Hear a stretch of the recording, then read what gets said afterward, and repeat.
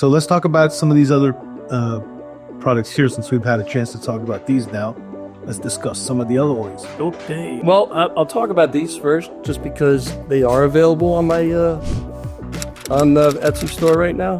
Cool. And these are cuffs. I've been living in Florida for over 20 years. So I love this one. It's kind of got this like kind of reptilian. Yeah, I was gonna say inspired by reptilian things. I do like to go out in the Everglades a lot myself, but I don't try to make models, because I think once you make a model, you try to make things photographically correct. It's more like a craft. There's less of you in it. So these aren't in an attempt to make it look like an alligator, but more like working at the form, and it feels good, when it's done. So these, you said, are available now. How much are these available on your website? I'm usually running a sale, but I feel bad. I think around 70. The range, yeah. So Definitely. nice. But that's cash sale, but I'm usually running a sale. Nice. So to have something with such a limited quantity, that's pretty cool, man. Well, thanks. And then how much do these go for?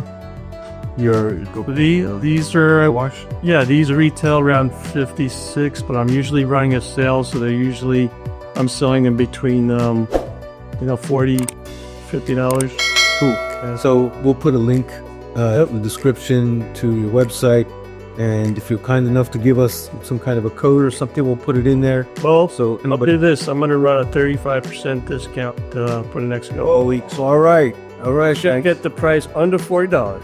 All right. And not just $39.99, but all right, sounds good. Well, we'll awesome. It's nice of you to extend that to everybody watching here. If you got an iWatch and you want to try to see how else it could be used, and check out the Rip and Shred website. We'll have the information here in the links below.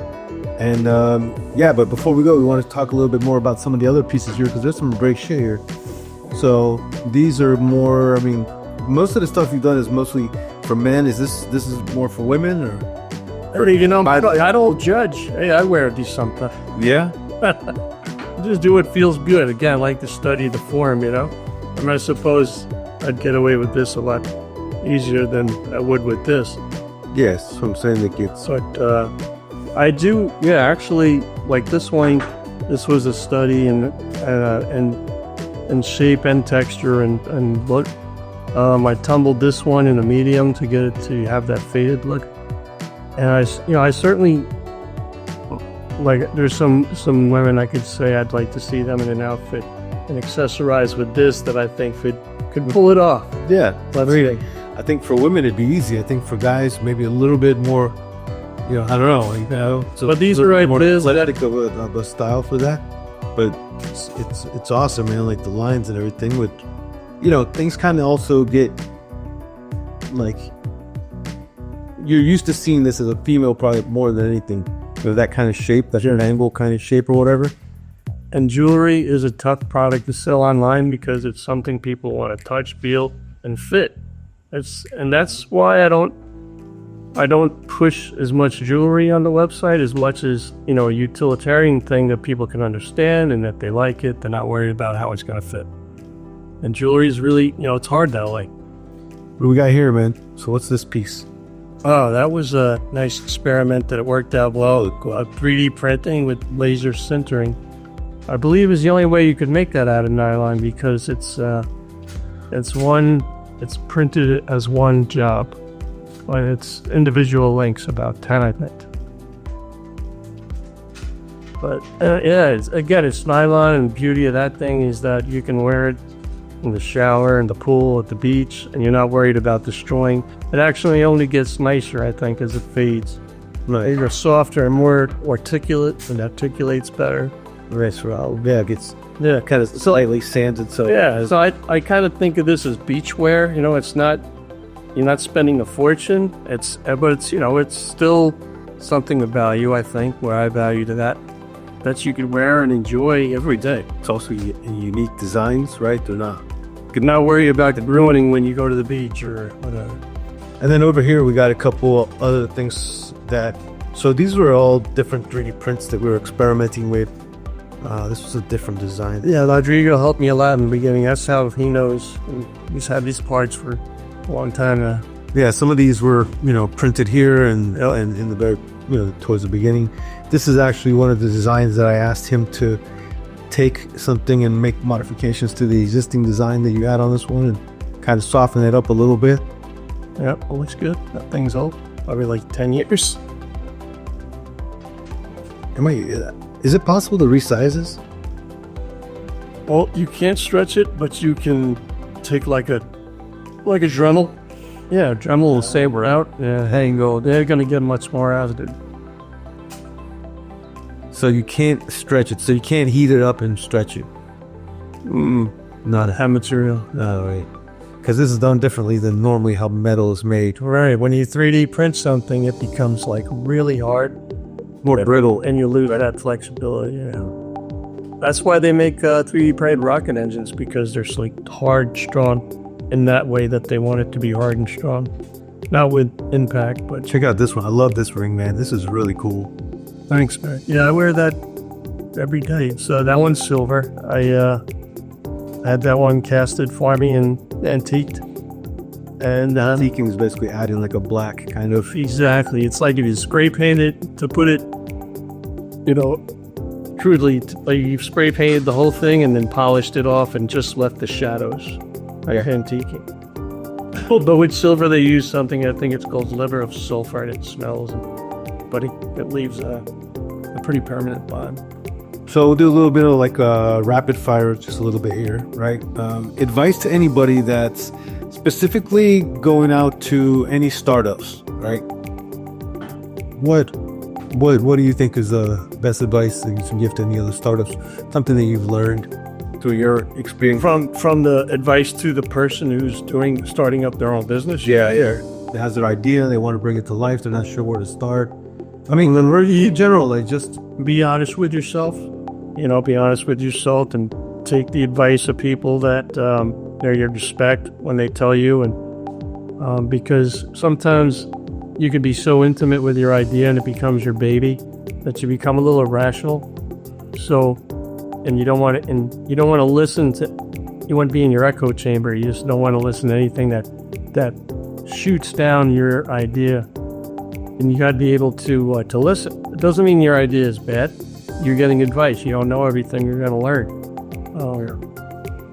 But try to just come to. I don't know. I mean, don't take no for an answer. Don't quit too early. 'Cause, I mean, if you would have stopped doing this, Yeah, you know what? That's a good win. Yeah, if you're doing something because somebody can make you quit just by telling you you're wrong or it doesn't look right, and if that's enough, somebody else telling you, you're probably not going to make it. I've been doing this for years because I had to get the ideas out of my head. Nobody was going to tell me to stop. Nobody was going to tell me, oh, that sucks, you're barking up the wrong tree. I wasn't doing it for anybody else. I had to do it for myself. Yeah. So if you can be so easily dissuaded against your convictions, then you probably didn't have the right convictions to begin with. It's a weird kind of formula that you have to have, because at the same time, you need to have a certain amount of, let's call it stubbornness, or, stick to your gutness or whatever, and also be able to listen to, people who have done it more than you or have gone through the steps previously. Totally. And try to learn from as much as you can from there. And not everything is a perfect straight shot to success. It usually takes some rework, and that's what every prototype is. It's basically an opportunity to learn and improve and get it where it needs to be before. Yeah, I mean, things can always improve. That's just it. That's why they have new model years of cars every year. They're not going to wait 10 years and then until they're ready. No, they're going to do what they, where they're at. And then next year might be a little better. And I really wanted to bring Gordon on and share this project with you guys, because oftentimes people think that you can't have products made out of 3D prints, right? This is actually a product that would be really hard to injection mold, right? And then you have 9 sizes. That'd be 9 tools. Right. Each tool being 10, 20K potentially, right? To spit out one. And I don't even know if it's possible to do it with the way it's designed. You know what I'm saying? Like, you wouldn't be able to. Right.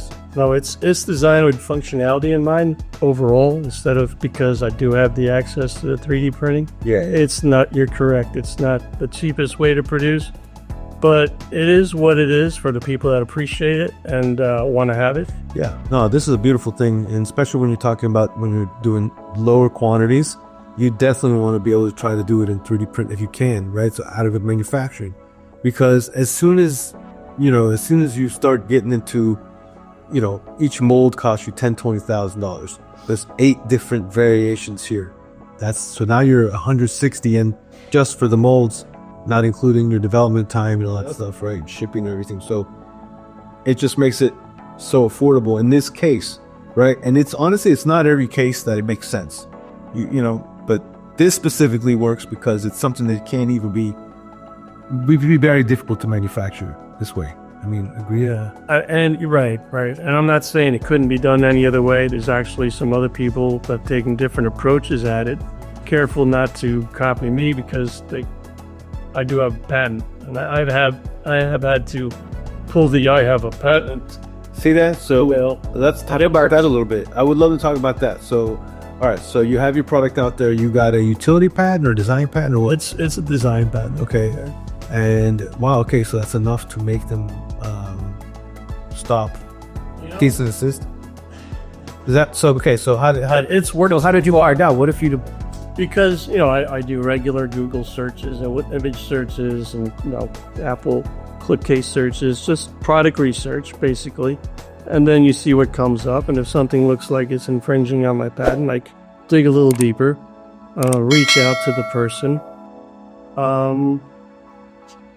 But you know what it is? It's because my level of success isn't driving others to try to steal it yet.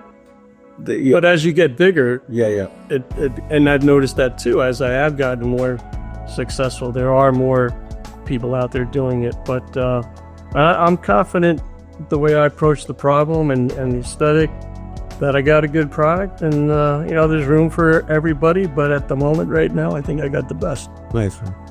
So okay, so then the course of action has been to respond with an email showing a picture of your item and your patent number, and is that? Yeah, usually it's an email, and then they say, "Oh, well, you got a patent, prove it." It's like, all right, this is my patent number. And then a couple of times they'd come back and they'd said, all right, wasn't aware I was doing this for a client, didn't tell me, and I had no idea, I will stop.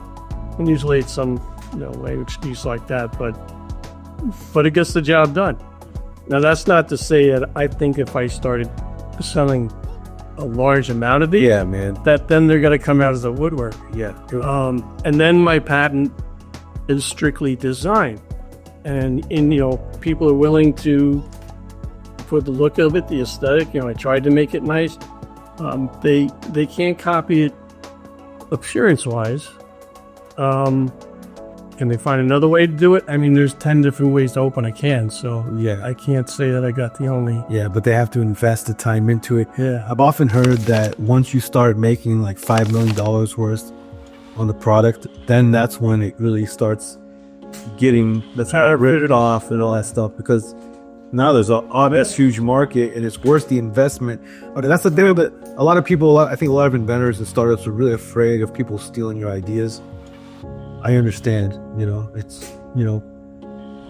but the reality is that there's so much effort that needs to go behind stealing an idea. Even if it's one of these Chinese manufacturers, they have to have marketing in place. I mean, or a manufacturer anywhere, right? Reverse engineers. Yeah. They have to reverse engineer it, make molds, yada, yada.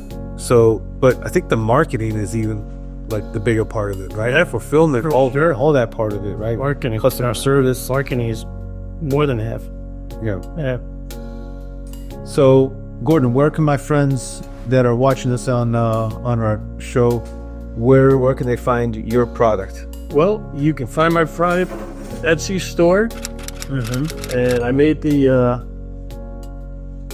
name of my business originally is Rip and Shred Designs, And you got that where you were riding a mountain bike and then you fell off and you were going downhill.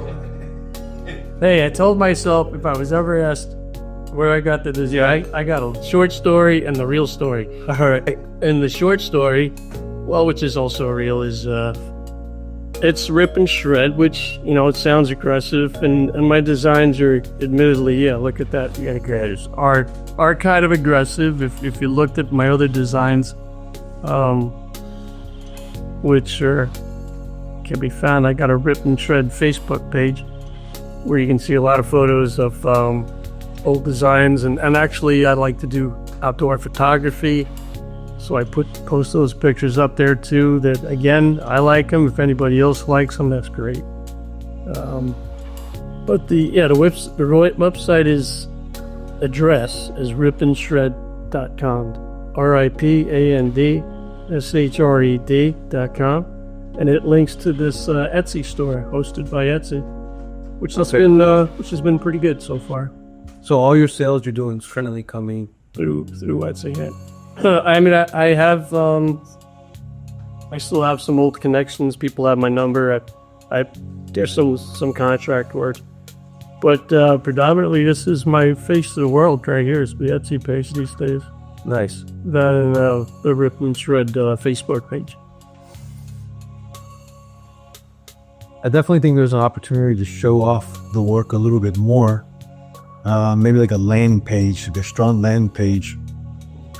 Could be cool, you know what I'm saying? Yeah, I'd to take all the advice you got. But yeah, that's something we could W there. No, I dig it. Awesome, man. And I know you have a ton of other projects that we're not showing you. These are just a few of the select, right?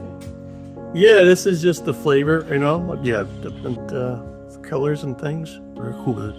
Where do you see the 3D printing landscape going? I mean, business as usual right now? I think it's too valuable, because the whole idea of it, the additive manufacturing, only using materials that you need, you know, there's less waste, you know, because the alternative is machining, which is the opposite. You carve the statue out of the stone. So for that one particular reason, economy of materials, it's always getting better. There are just some things you won't be able to do. Like I was saying about the rocket engines, they're only able to make this rocket engine technology now because they can put the tubing to cool off the fuel in the things you could never do with chemistry. Yeah. And the for that reason alone, and the fact that everything gets better in time, it's for sure 3D printing's like here to stay. And until they come up with the Star Trek replicator, which is only a better, elevated form of 3D. Yeah. I'm excited, man. A lot of cool stuff. Gordon, thank you so much for sharing all this cool stuff, man. Excellent, just chat here, and you're an inspiration, man. And, I know it takes a lot of work to do in here. So, it's always something that needs to be celebrated, because I know how much effort it takes to actually get there. And, you have to just see it through. You have to will it into existence, man. You've been there, man. And this guy, work with this guy, because not only does he know what he's talking about, he's willing to do what it takes to get there. Awesome, man. Thank you, Gordon. Appreciate it for that. Kind words, man. Good stuff, guys. So we'll have all the links for you guys. Come check it out. Give them some love. And we'll see you guys on the next one. Thanks. Hey, you got some value out of this? And if you got some value out of this, go ahead and hit that subscribe button. Hit the like. Share this with somebody you know. Tell my wife. Tell everybody. Because, it helps our algorithms to get this to other inventors and startups like you guys. So thanks again for tuning in, and I'll see you at the next one. Take care.